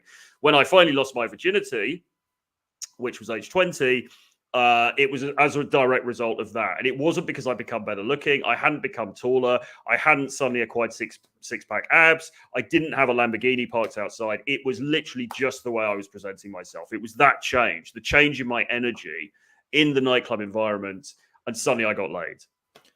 Yeah, okay. I'll give some credit there. But I think when, in the story that you just gave, you was in a position where that change in energy could push you in a positive direction. But still, for a lot of guys, it works in the opposite way. And I'll bring up a story from my own. The first time I ever went to a nightclub, me and my mate, one of the first things that we saw as we walked in was this guy. He must have had at least 30 years on everyone else in the club. Like everyone else, is in the 18 to 25 range predominantly. You get a few people that are 25 plus, maybe even 30 over. This guy had to be in his 50s, if not 60s. And he was giving it his all. Like he was on the floor, really positive energy. Like he was easily, I'd say, there's going to be a few hundred people in the club on any given night. He was probably like top 5 in terms of the energy that he was giving out, being really positive, like proper going for it. But the reaction that he got just from everyone, like I just had this picture in my mind, like me and my mate both agreed, and we both looked at each other and said, like, how pathetic can you get? Who is this guy? Why is he here? And it was almost as if this guy, he had like a 5 meter radius, like just around him of people just not wanting to go near him. People were giving him dirty looks. They were avoiding him at all costs just because they didn't want to be associated with that person. And yeah, he had, you can preach positive energy till the cows come home. But if your looks don't correlate and reflect that, then I think that it's a lost cause. Like, yeah, if you're, an average looking guy, in your 20s, then that positive energy can be a benefit. But it gets to a cutoff where any positive energy actually has the opposite effect because you come off as delusional, pathetic, weird, creepy. Yeah, I see what you're saying. I mean, I think it is partly contextual as well. It's partly down to that particular individual. I don't want to see this is like a politician's answer now, but I do think it's going to kind of depend on this. I mean, if it depends what this guy kind of how he presented himself. I mean, yeah, I could imagine a very cringy, not particularly well presented older guy in a nightclub who yeah, I mean, does make a fool of himself, and maybe the majority of people in that particular social environment at that time are going to be repelled by that. So I can, yeah, exactly. Oh, I saw that video. Video. Yeah. Exactly. Is that the one where he was in a club and he was going completely berserk? Yeah, he was going berserk. And then, like, I swear, what is it? It was a similar sort of situation that, people were like avoiding him. Like he had this big space around him. Like, people not wanting to interfere in his space. I can't see. I don't imagine that he got lucky that particular night by any means. So no, I get what you're saying. I mean, how do you feel? Can we talk a little bit about geographical locations then? Because that same guy, I mean, maybe not Michael Gove, but I don't know. Say the older guy. He was equivalent to Michael Gove. You might as well use the example of Michael okay. Gove. So say the Michael Gove kind of lookalike, right?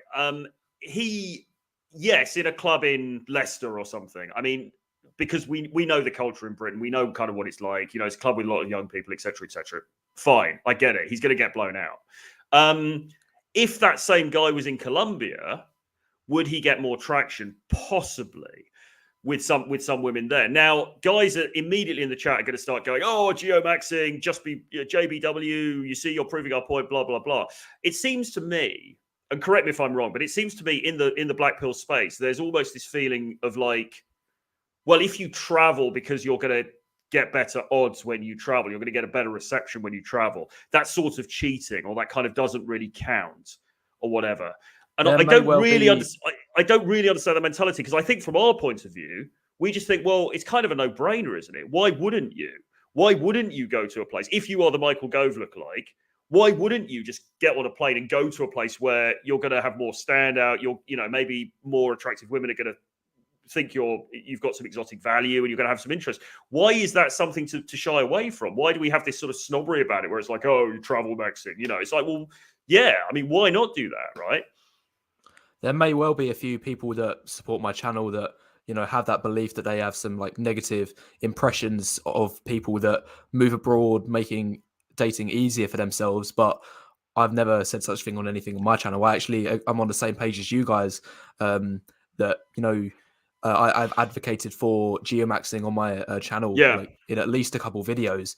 Like I think that it is like a good thing. Like it's a good option for a lot of guys to take advantage of. Like as you say, why wouldn't you endeavor in that route if you are going to make things easier for yourself? Yeah, exactly. Because I mean, there are.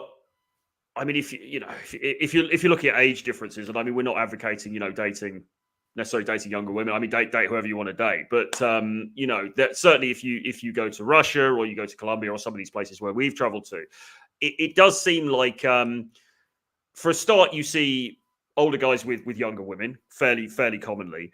And also as well, and I know we got some stick from this last year when we were in Russia, and I was posting little clips of like, oh, look at this black pill tears, because look at this like old, not very attractive guy, and he's with this smoking hot, younger woman and stuff, and people are like, oh, anecdotal, you can't see her face, she's probably an escort, blah blah blah. But I think an important point to recognize here is that the sexual marketplace isn't this homogenous thing that is global, and it's just exactly the same everywhere on the planet. It really, really isn't. The results that I would get, say, in London are hugely different to the results that I would get in some of these other places. Is that a bad thing? Is that something to sort of be ashamed of, or to be like, well, I should tighten my game so that in Stoke-on-Trent I can do really well? Well, I don't want to do well in Stoke-on-Trent. I don't want to do well in London, to be honest. I'd rather just be in Colombia, where that you meet very attractive, interesting, cultured, funny, fun-loving women. And if I have some cultural standout there, well, all the better. Yeah. Like I have no problem with people who do make dating easier for themselves. Like I'm not actually sure where this idea that some people have of like moving abroad is pathetic, geomaxing is pathetic because you're making it easier. Because does that mean that like going to the gym is also worse because that could make it easier? Like if you're becoming more attractive, like why are some things that can lead to easier dating lives seen as positives, but other are seen as pathetic and a waste of time or money or what? I don't really see the link between those. Because the part of this modern black pill rhetoric is nihilism, of basically if you're not born super hot, give up, right? Because that is the rhetoric of the black pill. Yeah, that might be like some of the more extreme people that follow my channel. It might be the beliefs that they hold, but as we said at the very, like, I think the first thing that you said, Tusk, on this stream was that we're all looking for solution based like directions, and whether that is a more red pill like leaning solution or a more black pill leaning solution, or a combination of two. I think some of the people that watch my channel that are extreme and they do like delve into this nihilism, I don't think they're really helping anybody, including themselves. Like I've always been on the impression of like more solution based. Yeah, and you do get some red pill people, or some people sort of from our side of the fence who will say the same thing. Often we'll put up a video, James will put up a video, there'll be an infield or something like that, and then people in the comments underneath will be like, oh yeah, well, that's just because it was in Colombia. Try doing that in London. Try doing that in New York. Ha ha ha. And it's kind of like, well, but why bother? Why is that such an important thing? Why play a game if you believe the game is rigged against you in a certain location and you can play that game somewhere else? Why play in a place where it's rigged against you? We're not here, not us personally, but guys in general. We're not. The aim is not to impress random people on the internet with who's got the best technical game, who's got the best verbal game. Who gives a stuff about that? The aim is to have a great life. The aim is to have a romantic, dating, sexual life, and just life in general that you really, really love and you enjoy. All right, and it's not about, oh, how do I sort of go through the what's that Navy SEAL training, Death Week or whatever it's called, oh, how do I do the Death Week? Yeah, how do I do the Hell Week of games so that I go to the most difficult environment and my game is so super tight that I'm able to attract the bitchiest girl in the most horrendous environment? Why bother? Just go somewhere where just it's a no-brainer. And I think people get themselves stuck in these like weird like mental loops online on both sides of the equation, that they're not helping themselves. It's a very feminine mindset to have, isn't it? A very passive mindset to just say, well, I was born in, wherever it was, some place with ugly women, I'm just going to give up. Or I was born in Rotherham and I'm going to bloody stay here. I think a lot of it comes down to like the beliefs that you're talking about is like people just try to avoid change in general. Like think 20 years ago when online dating came about, that was facing the same criticism that the thing that you're pushing now about geomaxing, moving abroad.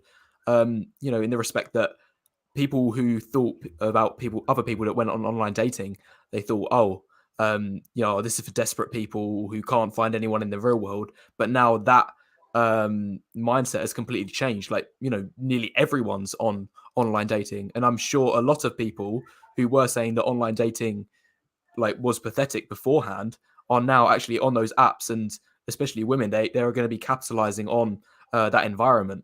And the same thing might be happening for geomaxing, obviously, but it's in its infant stages at the moment. But come 10 years, it might become the norm. And then that actually, leads into the things that we was talking about at the very beginning about oversaturation, that once this widespread, idea catches on to people, then people end up using it. So if anything, geomaxing might be in its golden age at the moment, while people do have these negative impressions of it. That's actually a positive, because the more people have negative impressions of this system of geomaxing, then that leads the field wide open for other people to step in and think, right, I'm going to take advantage of this because I know how much of an effective strategy it can be. Yeah. Look, I think it comes back to that Darwinist misquote. It's not the most intellectual of the species that survives. It's not the strongest that survives, but the species that survives is the one that is best able to adapt. Yeah, adapt, yeah. And adjust to the changing environment in which it finds itself. I mean, that is the basis of evolution, right? We're always getting better. Every animal is developing, especially human beings. We're always getting more intelligent. You're always going to have to get better as a guy if you want to self-actualize and find, decent women to date, or potentially one woman to marry. So there's no debate that we must embrace self-development as a whole. And that includes improving our social skills, but improves just getting better across the board at everything. And there's no downside to that. We're not doing it for women. We're doing it for ourselves. But as a side effect of that, you will have better opportunities dating wise as well. Yeah. Speaking of the changing environment, I think your guys will love to hear this one. I've just had a super chat come through from, I don't know, it might be a woman, it might be someone pretending to be. It says, Happy New Year's. Here's a tip for bringing Troy and Tusk, and you both got heart emojis next to you. Thanks for bringing on these two hotties. Hope to see more of them in the near future together. Made my night. So speaking of changing environments, maybe you need to start, drawing in the ladies through, YouTube, using some of the e-clout. Do you have many female viewers out of interest when you look at the demographics? I think it's about 98% men. So more than me, you've got more women viewing it than me. Mine's 99.8% men. 0.2% blue-haired feminists or disgruntled exes. Yeah. No, it must be the first that you said there. It must be people that are so against your beliefs that they just want to be keyboard warrior in the comments of your video saying, oh, how dare you do this? This is manipulation. You're giving these men dating advice. If anything, I think those people are even more extreme than the extreme side of the fence of the black pill guys who, I'd actually, be more annoyed if I was in your position and you're getting these comments from keyboard warriors who are saying this is manipulation, rather than the extreme black pill guys who are saying more nihilistic points. Well, the manipulation point, I think, is pretty easily debunked, really, because we're not. I don't believe that you can manipulate an adult human being who has agency. We're basically talking about, again, social skills. Really, we always say we're not PUAs. We're not.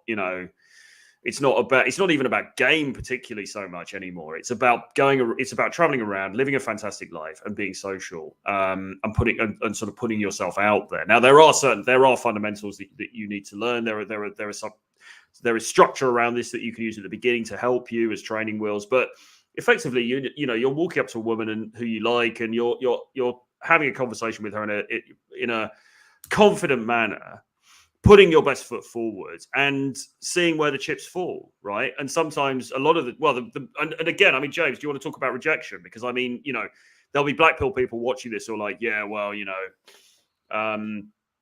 it never works. The reality of the fact of the matter is we get rejected most of the time. It is, rejection is a fact of life, I think, for everybody. But can you make things happen? You absolutely can. I get rejected. Apart from Mr. Cope, Mr. K, my guy N, friend who is just a nut job. He's a nice guy, but he's approaching literally 100 of them a day. I'd say I get rejected probably more than anyone else I know.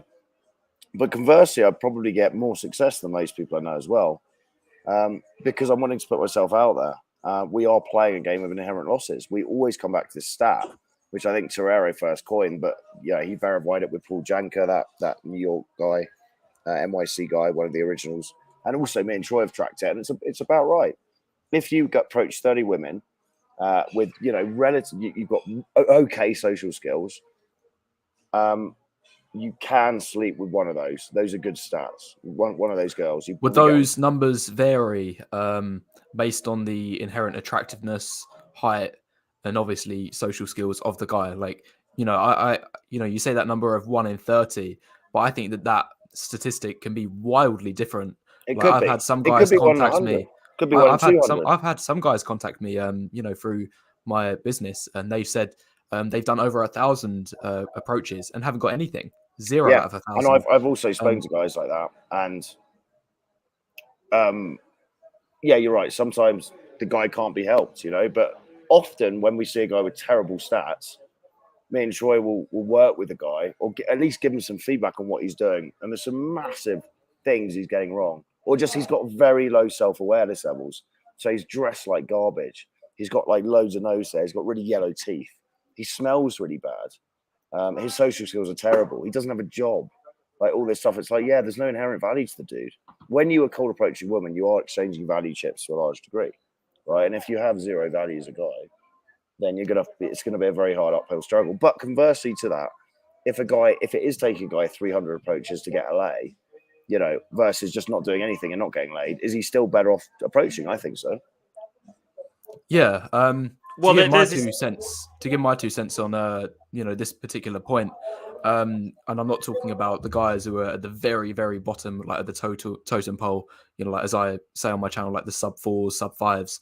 I'm talking about like the normie tier guys. So if you're one of those, listen to this point I'm about to make.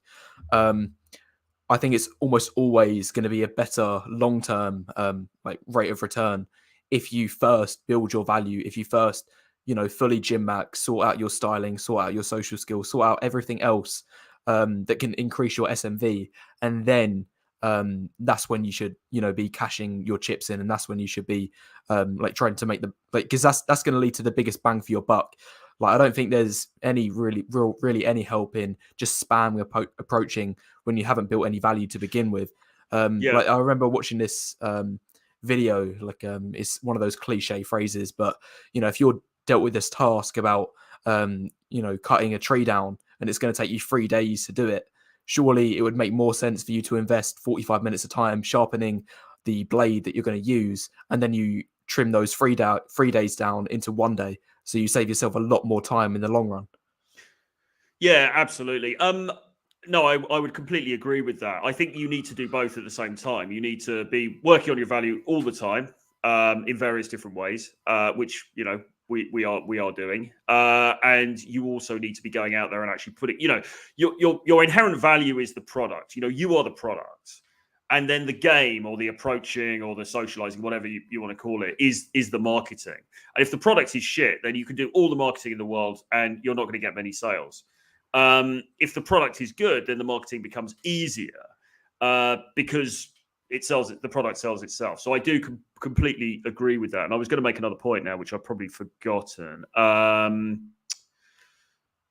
Yeah, it'll come back to me in a minute. Well, you said about like doing both at the same time. Wouldn't there be some like cases where one of them can be at the expense of another? Like, obviously you guys are like not pinned down in one specific location. You're going all around the world, and your line of work actually is related to doing approaches anyway. But some guys, let's say, if they're a doctor living in the West, they could be working 60 plus hours a week. Then you've also got to factor in, they've got to like do all the housework and like commutes. They might only have like a few, like 20, 30 hours to spare come the end of the week. Like, and if they invested that 30 hours into going to the gym 5 nights a week, that could lead to something different rather than if they, spent 3 nights going to the gym, 2 nights doing approaches. But in the long term, like if they went to the gym doing the 5 nights for a couple years, then they could build themselves up where they could like now really get a good return on investment in terms of doing approaches. So like my point is that you say to do both, but I think in some cases one can be at the expense of another. I take your point. I mean, I think that people have to get into the habit of just creating. I'm sure there's a term for this. I'm sure there's a fancy term for this, but almost like micro habits. It's like even if you can only do one approach a day or 2 approaches a day, one approach a day, do one approach a day. Even if you can only spend 30 minutes in the gym, spend 30 minutes in the gym. You know, and just compressing it. Whatever you can do, and just being consistent with that, I think is gonna take you over time. Is going to yield you some benefits. But the thing I was going to refer to before was there is this feeling out there about just run the numbers, bro. You know, and people putting this in the chat. That's always a criticism that when we come on and we're saying, yeah, man, just go out there and approach. You've got to be social. You've got to approach, you know, talk to people the whole time, and you know you'll get traction. There's a lot of rejection, etc. You know, the sort of the rejoinder to that often from the more black pill inclined people is, yeah, bro, just run the numbers. You know, you're jester maxing. It's pathetic. You know, blah blah blah. How do we feel about that? I don't know, James, if you've got any thoughts on that, because my feeling on that is kind of like, well, I can sort of get I get intellectually what they're saying, but ultimately, if you really want something, you know, you want to be successful in dating, you want to have sex, you want to have a relationship, whatever.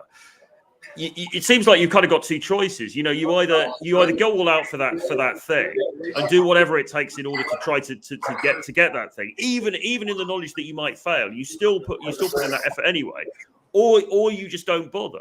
And the whole sort of like, yeah, bro, you know, just approach, just run the numbers, bro, kind of thing is basically saying don't bother. It's not worth it, you know. And this is what we always come down to with these conversations of black pill versus red pill.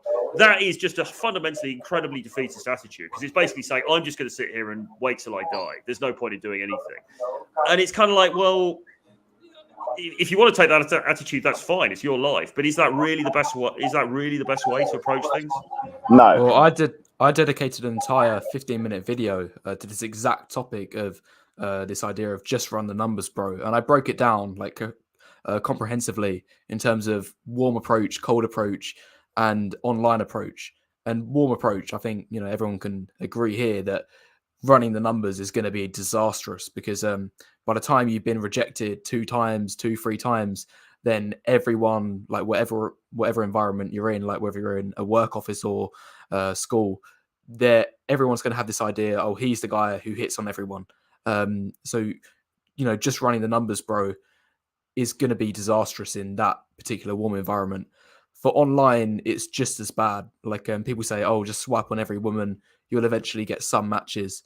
That as well is going to be disastrous, because the majority of dating apps nowadays have an algorithm in place where they actually shadow ban you if you do just spam a swipe on every single woman, and your profile just becomes hidden. I think that this idea of just run the numbers up, bro, is most appealing for anyone who's doing cold approach, because chances are, unless you live in like some really small scale town, like under 10,000 people, you can't really poison the well. Like if you're in a city like London, there's always going to be more people that you can approach. So it's never going to be an issue in that respect.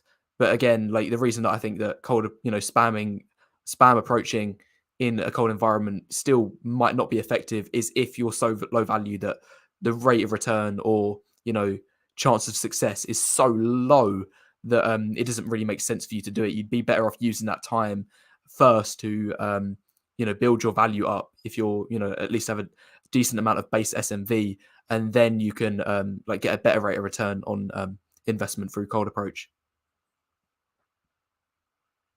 Yeah, I see what you're saying. When I'm talking about that just run the numbers, bro thing, I'm talking about the people who are saying that disparagingly. They're disparaging us, you know, because they're saying, yeah, bro, just run the numbers sarcastically.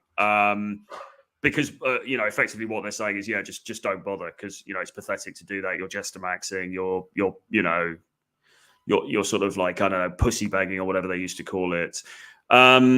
And I mean, my point was just like, well, intellectually, I understand what you're saying, but in the end, if you want something, then should you have to make a decision. I guess it's everyone's decision, really, whether they're going to go all out for it or they're not. But this issue about, oh, well, what about the guy who does 3,000 approaches and he just gets rejected 3,000 times? What about that guy? I think another thing issue that I have about the black pill is that there's a lot of talk about, the sub 5 guys, right? These guys who are sort of beyond help. And then whenever we do a stream, you'll get somebody in the stream saying, yeah, but what if that guy was a 2-foot Indian and he was physically deformed and he had a hunchback and he's got terrible and all that.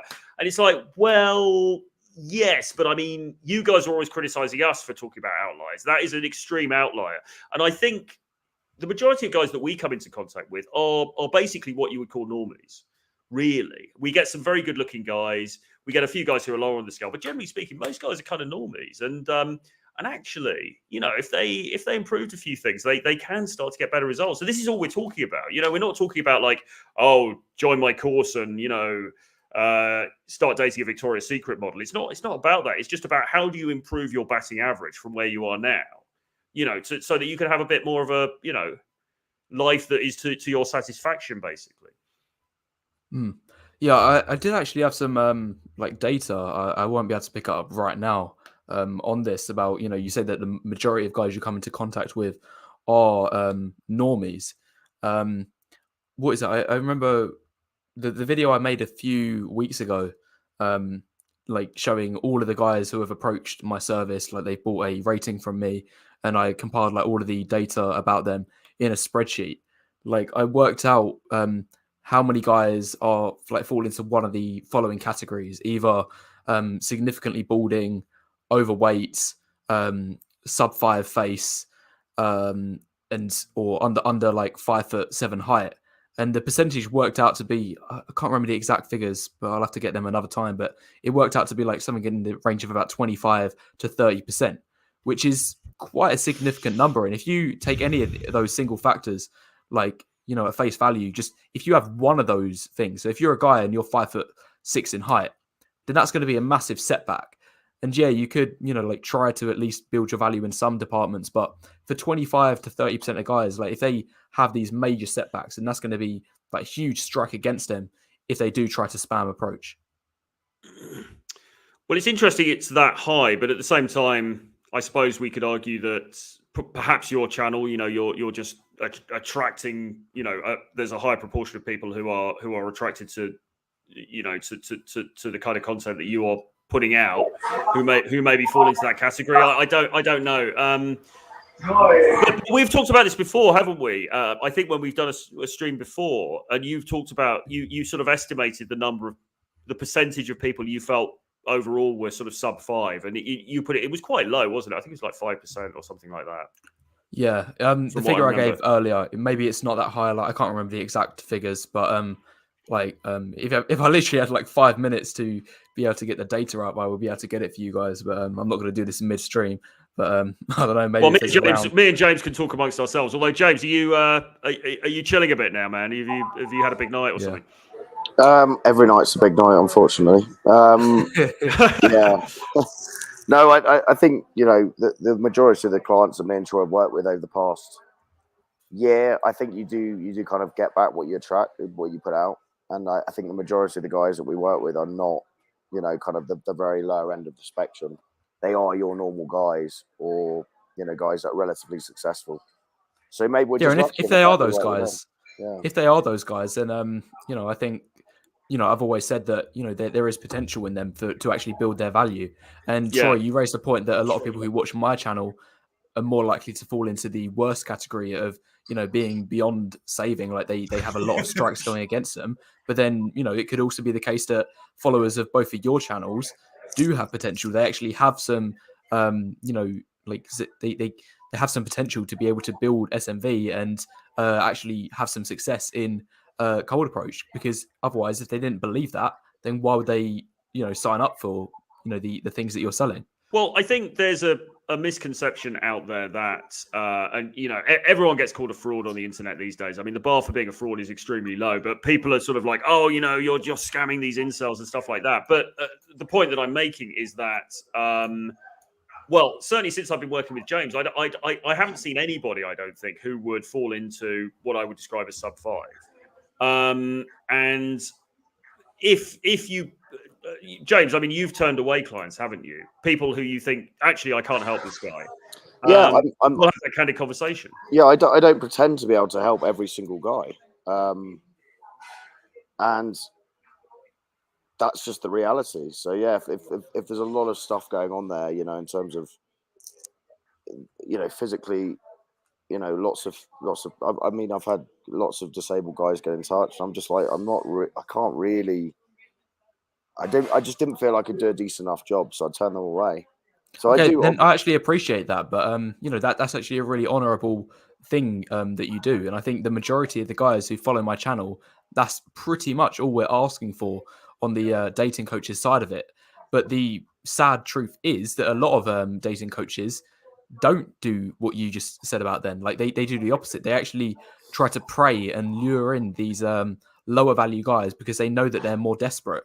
When like these dating coaches know, they must know deep down that these guys haven't got any like chance. They haven't got a hope. So like they're preying, like, and it's in their business interest to prey on these lower value guys. As they're more desperate, so they're more likely to buy their courses or programs or boot camps. Yeah, I agree. I think, especially if it's an online course, which that's kind of the way the dating industry is going because it's scalable. Of course, it's all about numbers. It's all about the business. The American marketing, not to criticize the US, but the American marketing tends to be a 3 tricks get any girl wet, all this nonsense. It's a business at the end of the day. So yeah, most coaches will take on most clients. It is a business, but I think there are some moral implications at hand here. I agree, and I'd turn guys away because I'm just like, I don't want to waste my time or their time, especially with the live training stuff. Sometimes it's not going to work, right? And it's actually, I want to spend my life actually I really enjoy helping people, and so it is a point of integrity where if I really feel I can't do much for that guy, then there's not much I can do. We will turn guys away. Whether guys actually believe that or not is a different matter. But by the same token, I do worry sometimes that guys are attracted to the black pill ideology or the black pill ethos or way of thinking, if you like, who actually really, if they just did a bit of self-improvement and got themselves out there, they would be getting good results. And that's also the issue. Yeah, they see the glass half empty rather than actually seeing it half full. And we've actually had guys messaging going, we used to watch black pill content and then we found some red pill stuff and we decided, okay, give it a go. And I've worked with guys like that and they're like, this again, anecdotal, and they're like, thank fuck I did that because I needed someone to tell me, actually, I wasn't a fucking lost cause, and I needed someone to throw me into and get me approached and get me comfortable with rejection, realize actually I can go on a couple of dates a week with women rather than just wallowing in this mess of the world's going to the dogs when actually they're reasonably attractive, middle class, dude living in London with an education and a bit of money. And on the face of it, they actually can do some damage. But they're sitting in this kind of nihilistic rhetoric, being told they're fucked, right? Which is also very damaging. And then you get these clowns, like who was the guy that shot up, Plymouth? You get guys like that. And me and Troy were looking at it going, he's not that bad looking. He's quite big. He's in shape. He's dated women before. He's got a job. If he actually had some applicable advice, some direction on what he's doing, would he really be doing that? But is he filling his brain with this kind of I'm fucked rhetoric? I think you get it from both sides. I'm not sure how long we're thinking of doing this stream for, but I'm ready to end it quite shortly within the next few minutes or so. But I do think you do get it from both sides. In I'm ready to end it immediately. No, not immediately, but as in we didn't discuss beforehand how long we're going to do the stream for. But I'm looking at wrapping things up soon. Yeah, but I was just gonna obviously I'll give you guys a chance to counter whatever I've got to say. But the point we're talking about, I think you're going to get it from both sides. You're going to get some guys who are misguided by black pill content that they are actually decently average or something. They have enough base SMV to be able to actually be quite successful in the dating market. Meanwhile, you are going to get some guys who follow your content, and they're misguided as well because they're below average looks like quite significantly, or whatever else, like bad height. And you said that you've been contacted by some disabled guys.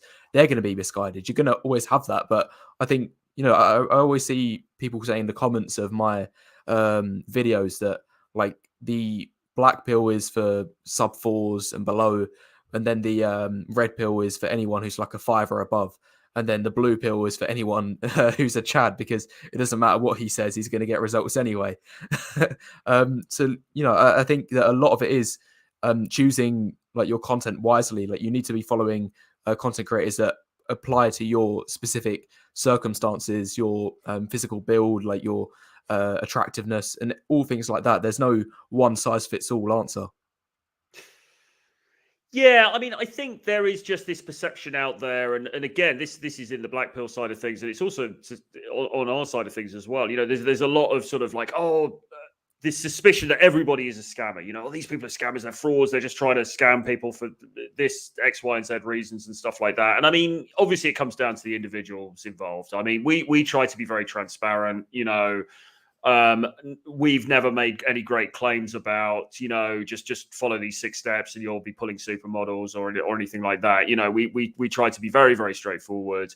I personally, when I do my own streams, my own shows, I've talked a lot about my previous experiences, and I've talked a lot about rejection and, heartbreak and pain and existential misery and all of that kind of stuff. And, we try to show it warts and all, really. And hopefully guys resonate with that, So we are, I would say, the extreme opposite of the sort of very flashy kind of like, just follow these 6 steps and you'll, get the woman of your dreams kind of thing. That's not what we've ever said, and not what we probably have the worst marketing in the entire dating industry, really, in trying to get clients in. We're actually saying, look, the world's good. We're charging out. We're going through permanent existential crisis. If you want to come out to see us hungover in Moscow or Colombia and hang around some debatable places, come and join us. We're essentially glorified tour guides, but we also can inspire guys to approach and give them feedback. But the other way, we make no claims to the contrary, really. Yeah, so I think it's down to the individual, content creator, the individual dating coach involved, or whatever. I mean, there are some people who are not going to believe what we're saying, but we've always tried to just be very straightforward. But that's us personally. That's not a reflection of the whole industry. To give it that somewhat aggrandized term. Yeah. You're always going to have like the scammers, like, but you're going to have like good guys, I guess, out there as well. Anyway, like I think we've like covered quite a lot of content today. Like nearly 2 hours. Yeah, and we nearly did. By the way, we nearly did Troy and Tusk meet Wheat Waffles in Albania last year, didn't we? And it never ended up happening in the end, which is a shame because that would have been classic content. Yeah, we were going to get Wheat Waffles approaching in Albania, in Tirana away, the only Muslim country in Europe, which is the most random, the most random thing. The most random thing ever, because we've never even been there, so we don't even know what the dating market's like there or anything. I mean, it could have been absolute. I've heard they're hot. Oh yeah, sure, but yeah. Maybe we will do that. Maybe we can get old Wheat Waffles out to Brazil or Colombia or Venezuela away. Can you imagine that? Yeah. We go to Venezuela with rising star of the Black Pill community, Mr. Wheat Waffles, and film the experience. That could be epic. To be fair. I'm not sure how successful I'd be when I've got Mr. Tusk charging around the clubs, dominating the scene. I don't think we'd be in the clubs. Yeah. I think we'd be hiding in our private mansion with our security outside, like online, putting Instagram ads to get models around for photo shoots. That'd probably be the way we're going to do it. Okay. Anyway, thanks a lot for the discussion, guys. I've really enjoyed. It's always a pleasure. No, it's been great to chat and to catch up. Okay, thank you. And I guess if guys do want to find out about what me and Troy do, obviously just go over to our channels. Send us an email, info@jamestusk.com or troy@realtroyfrancis.com. .com or gmail.com. No, it's troy@realtroyfrancis.com. Yeah, and then obviously if you resonate with Wheat Waffles thing, well, I mean, are you selling anything at the moment, Wheat Waffles, apart from the kind of face breakdowns? Is there anything else? No, it's only the face breakdown at the moment, and like the link to that will be like on the majority of my video. So if anyone's interested in that, then just have a look there. And if you want to see us do it again, if you actually, I'll put a poll up. Would you prefer us to be doing a kind of chat like this with Mr. Waffles again, or would you prefer us to see us approaching in some random country together? I'll put the poll up, and we'll let the people decide. Wheat waffle. Troy Tusker Wheat Waffles in Kazakhstan. That'd be so hilarious. We All can make wearing it those stupid hats and like hunting deer with eagles and things for no reason at all. I'm down. I'll have a long think. we can make it happen, guys. Yeah. Okay. All right. Well, thanks for the stream, guys. So good I'll stuff. catch you next one. Pleasure. See you. Cheers. Bye bye.